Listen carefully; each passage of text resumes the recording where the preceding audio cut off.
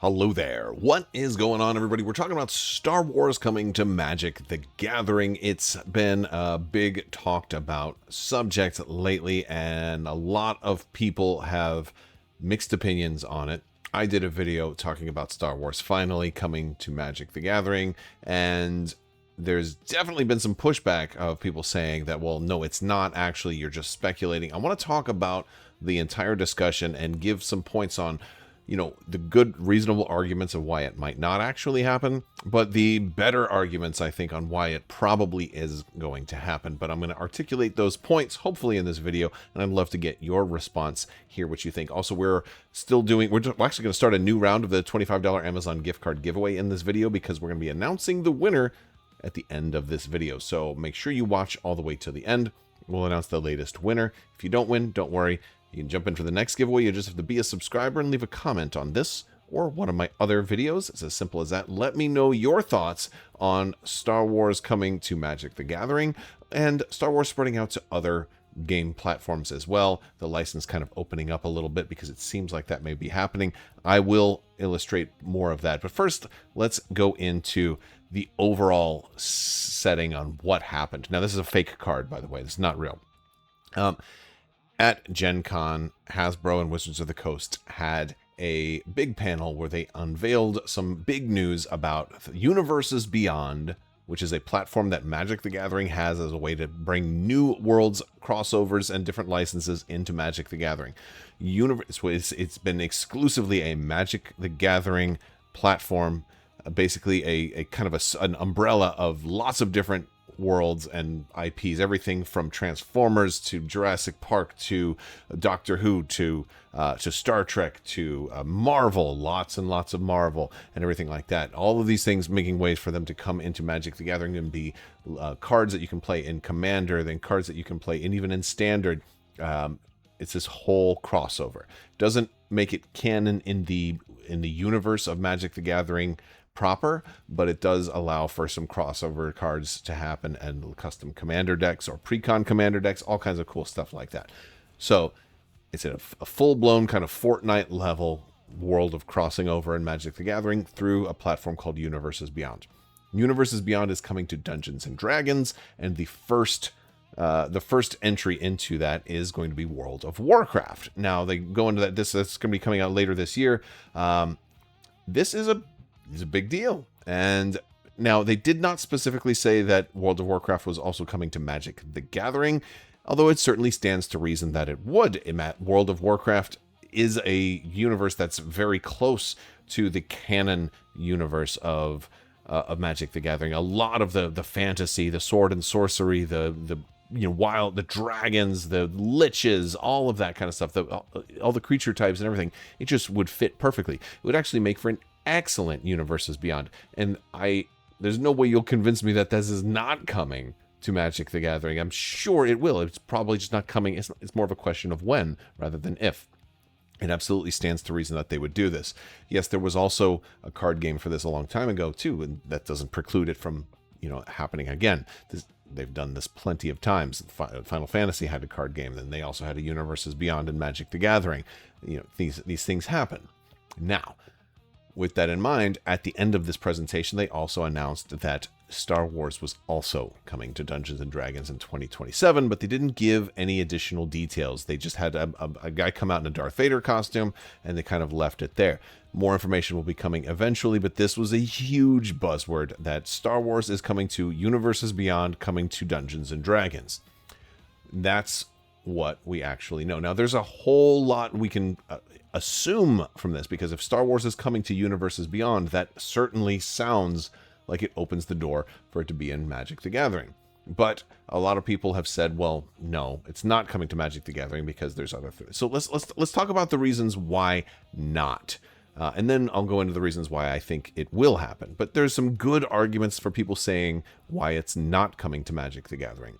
And the first of those is, well, quite frankly, they did not announce that it was coming to Magic the Gathering. So it might be improper to declare that it is absolutely coming to Magic the Gathering. Now, I believe that it will, and I think it's more of a question of when rather than if. However, I will concede, yes, they did not announce that. It was primarily a Dungeons and Dragons panel. It wasn't the Magic the Gathering panel anyway. But it absolutely, it could be reserved only for Dungeons and Dragons at this time. Keeping in mind that there is still a Star Wars RPG with Edge Studios, which, it used to be under Fantasy Flight, Edge of the Empire, and Age of Rebellion, and Force and Destiny. The trio of Star Wars RPGs still exists, and they're still licensed to Asmodee. So this does tell me that licenses can open up or aren't always exclusive. But they did not announce it, so okay, I grant you that they did not announce it. Second, Star Wars Unlimited exists, and this is a very good point. Fantasy Flight is still making Star Wars Unlimited. Star Wars Unlimited is still an actively supported game. It's not as big as games like Pokemon or Magic the Gathering, but it is still, it's still in like the top 20, or, again, there's a lot of CCGs out there, then there's new ones coming out all the time, but it is still a supported game. You will still find it on store shelves if you go to a CCG game store. Absolutely, it's still an active game. And so it might seem weird for there to be a Magic set of a game that is still actively supported. And that's a valid reason why it might not happen, or at least why it might not happen soon. Doesn't mean it can't happen, but it might be a timing issue, or it could be, something else. And I think there's a third interesting reason why it might not happen. And this isn't one that I've heard a lot of people say out loud, but it's one that it's always been in the back of my head. And that's the fact that Star Trek is coming out this year, and they're not usually very big on mixing Star Trek and Star Wars, all right? Like, there's a lot of reservations on, we don't want these two to touch, right? There's been very, very, very few IPs and crossovers that have really done this and encouraged them to really intermingle.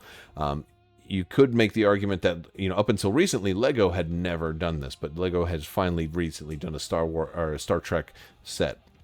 But there were a lot of things that had lots of crossovers that never let these two cross over.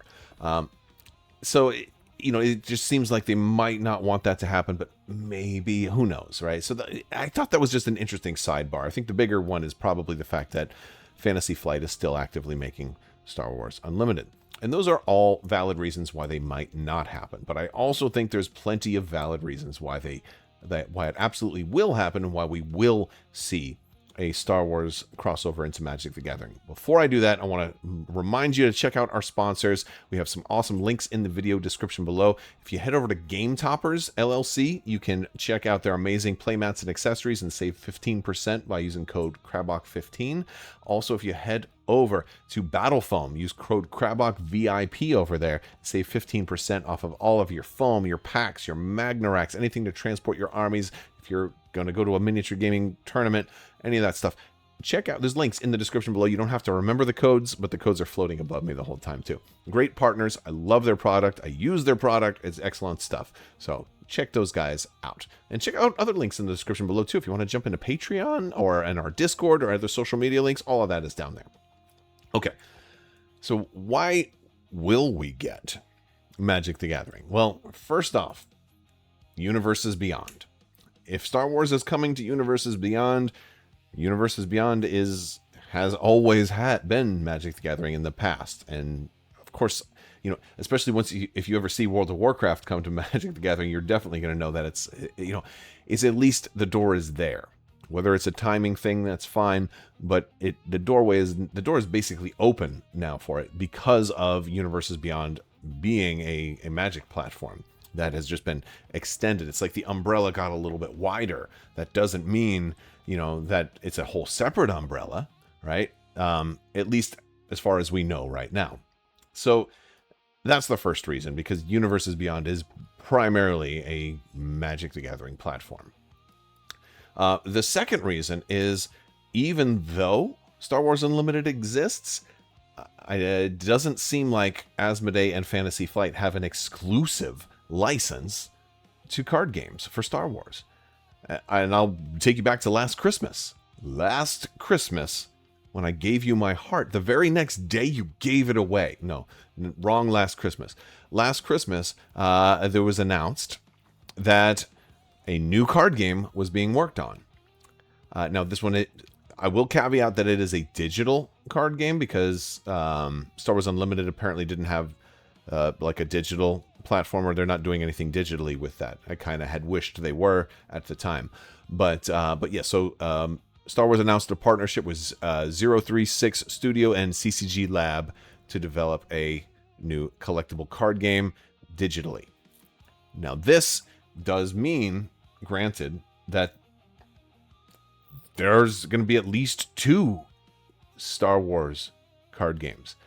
And most card games have a digital component, or at least most of the big card games have a digital component. Magic the Gathering actually has 2. They have Arena and they have Magic the Gathering Online. And then, of course, they have the physical play, right? So they have all that.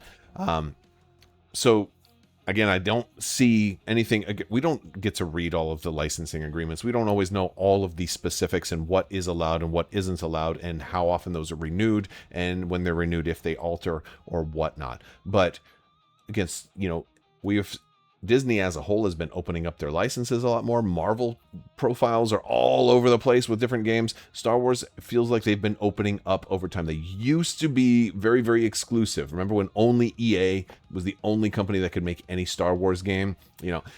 Things have been opening up more and more and more. We're seeing more companies, like, especially, I get contacted a lot by different publishers from time to time about different Star Wars games. So it's definitely a thing. Granted, Asmodee has always had a lot of it, but we don't know that they have an exclusive right to card games. And it certainly doesn't look like they do because they've already announced another one. A company that has nothing to do with Asmodee is already working on one right now. So, and there may be a difference between a temporary set, like a crossover with Magic the Gathering, versus a permanently and supported set. Again, a Universes Beyond set doesn't mean it has to go on forever. It could be a single set.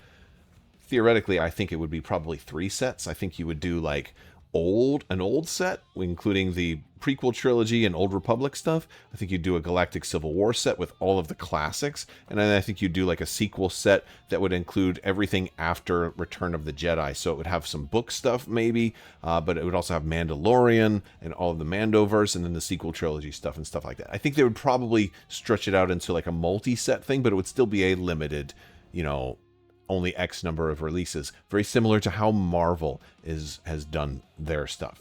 So that's another, and I think that's a really big reason. And there's other reasons too.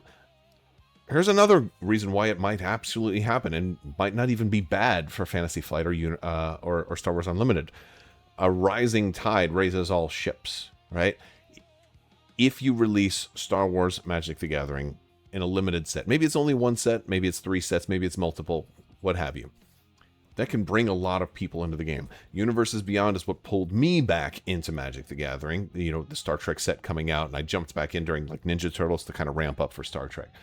But once you get people back into playing card games again, they may say, man, I wish there was more Star Wars. And then at that point, they're like, oh, there's a whole nother game that's dedicated to Star Wars. It could be a great way to reach a much wider audience.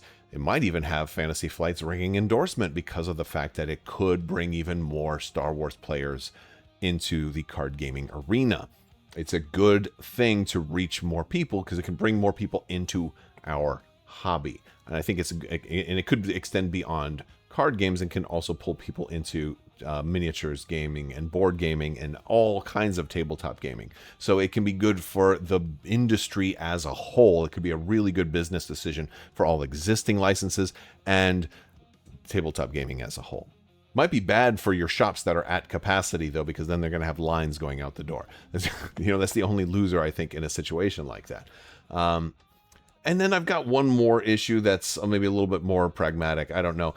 There's a massive aftermarket of knockoff like proxies and Star Wars like substitution decks. There's people making custom fake Star Wars Magic cards all the time. There's lots and lots and lots of them, and I get ads for them all the time. And I'm sure Hasbro would love to like shut them down or take the business away because the demand for for some kind of Etsy, printed, home printed Star Wars proxy deck is going to go down when there are real Star Wars cards to buy.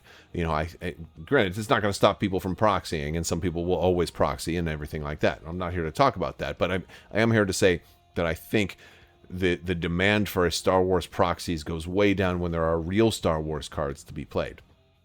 So, and I'm sure Hasbro wouldn't want to turn down all that money as well. So that is my take on why I say that this is not really a question of is it coming. It's more of a question of when is it coming. They may have to wait for an agreement with Asmodee to, again, those usually come in like 3-year licensing deals. So they may have to wait for that cycle to end before they sign the new deal, and it might have a provision says you only have a partial license, or again, they may have to be additional agreements that go into it all. That's my take. Let me know what you guys think, because I think it's really interesting. Now, let's talk about our winner for our most recent giveaway winner. So what we do the $25 Amazon gift card giveaways. You have to be a subscriber and leave a comment on one of my videos to enter to win that. And you can use it for a gaming expansion of your choice. So yes. Also, if you're a subscriber, make sure your subscriptions are public. They're not hidden. If you have hidden subscriptions, then it won't tell me even that you're subscribed to me. So that's a little bonus. All right, let's find our winner here. Today's winner is Willie and Lisa 2. Congratulations, Willie and Lisa 2. Go ahead and shoot me an email at mailcrabbok@gmail.com, and I will get you squared away. If you did not win, don't worry. New giveaway starts right now. Let me know your thoughts and what you want to see next, and I will talk to you guys later. Thank you guys so much for watching. May the Force be with you. Live long and prosper. Be excellent to each other. Party on, dudes. So say we all, and always wash your socks.